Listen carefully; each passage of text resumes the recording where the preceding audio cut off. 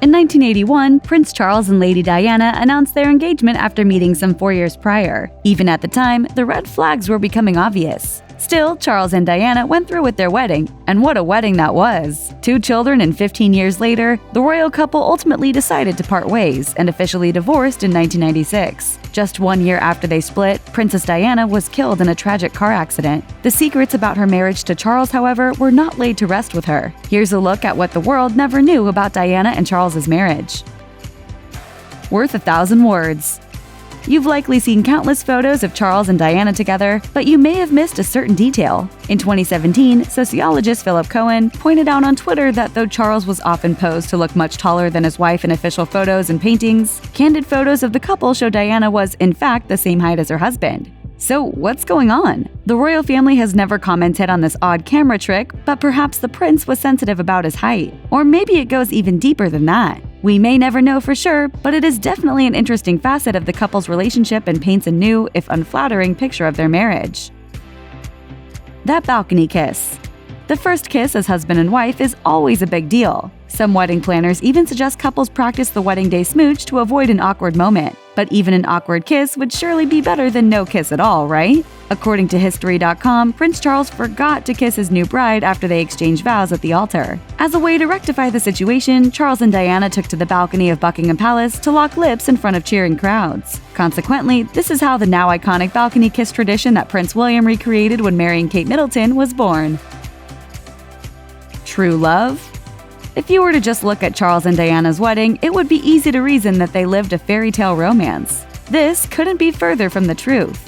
In their first joint interview after becoming engaged, the interviewer asked the couple if they were in love. And Charles turned around and said what ever in love means. This moment is one that haunted Diana for years afterward. In a taped conversation with her speech tutor, Peter Sutherland, Diana revealed that Charles's reply stunned her even more than the question. That threw me completely.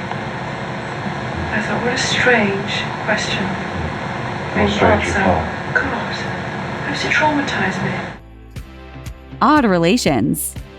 During her conversation with Peter Sutherland, Diana also shared intimate details of her marriage. By this time, the couple had been married for 12 years and were about 3 years away from divorcing. When Sutherland suggested there was no physical intimacy between Diana and Charles, she revealed, It was there, and then it fizzled out about 7 years ago.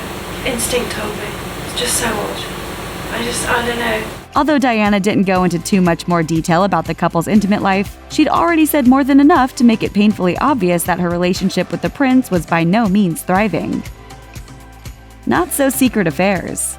The day before their wedding, Diana overheard Charles on the phone with his former girlfriend Camilla Parker Bowles, revealing that he would always love her despite his marriage to Diana. Then, a few years later, Charles started openly having an affair with Parker Bowles.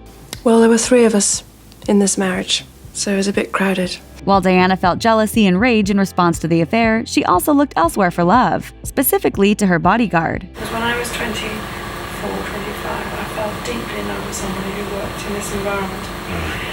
And he was the greatest friend I've ever had. Diana said the relationship was never sexual, but she did eventually take other lovers once it was clear Charles had all but abandoned her for Camilla. Dark times.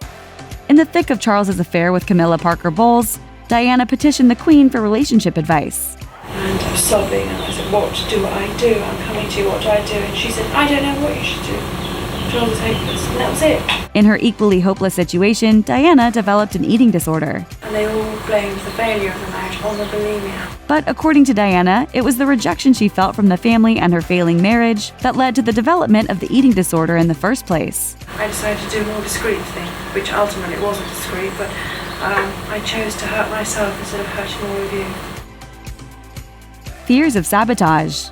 In a relationship so riddled with strife and extramarital affairs, trust was in short supply. A year before the couple divorced, Diana expressed doubts about Charles being fit to rule as King of England. Charles began to think that Diana was colluding with Sarah Ferguson, who was her best friend and the then wife of Charles's brother, Prince Andrew. His fear, according to royal biographer Tom Bower, was that upon the Queen's death or abdication, Andrew would become regent until William's 18th birthday, at which point he would become king, passing over Charles entirely. Not only did he distrust his wife, but Charles also became convinced his own brother was in on the supposed plan.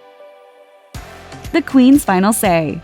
Given all we now know, it's not surprising that Prince Charles and Princess Diana ended their marriage. What is surprising, however, is who got the ball rolling. Initially, the couple opted for a long-term separation. By 1996, they had been separated for nearly 4 years. Diana's former butler said that all changed when Diana received a letter from the Queen that essentially ordered a formal divorce. On August 28, 1996, the tumultuous royal marriage officially came to an end, a year and 3 days before Diana's tragic and untimely death.